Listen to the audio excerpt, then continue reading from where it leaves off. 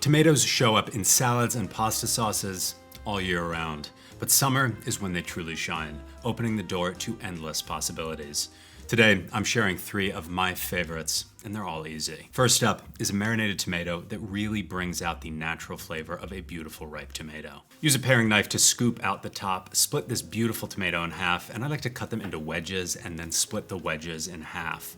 Scoop them into a bowl, crush a clove of garlic, and toss it in to really infuse the entire bowl with a delicious aroma. Grab lots of basil leaves and tear them up into the bowl. Then take a big pinch of sea salt and season everything nicely. I like to taste the tomato at this point. It's really peak tomato season when I'm filming this, and these are perfectly sweet on their own. But if your tomato is tasting too sour for you, you can add a nice pinch of cane sugar or a squeeze of honey. Now add a heavy pour of good red wine vinegar.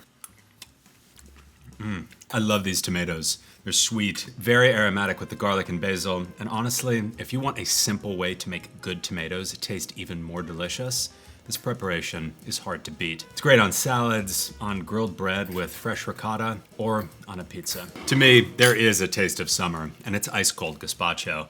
And often, the simplest gazpacho is the most delicious. Split 2 tomatoes and squeeze out all of the seeds because we want as little extra moisture as possible. Seed a red bell pepper and chop it up. Slice half a shallot and peel and chop up half a cucumber. These all go into a bowl. I also like some heat in my gazpacho, so optionally split a bird chili in half and put that in there as well. Then season it with salt and plenty of red wine vinegar. I like to let this sit for at least 30 minutes in the fridge, but you can cover it and let it sit overnight. Then into the blender until it's very smooth.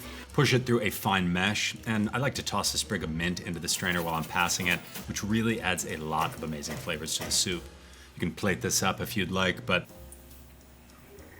there's nothing like an ice-cold gazpacho shooter or even a Bloody Mary. Last recipe is the stuffed tomato, which checks a lot of comfort food boxes. Breadcrumbs, cheesy dried sausage, plenty of herbs, and some garlic, all wrapped up in a delicious tomato. Start by slicing the top off, and then use a spoon to scoop out all of the seeds. Grab a loaf of bread, scoop out the crumb, and throw it into a food processor, along with some parsley tops and a clove of garlic.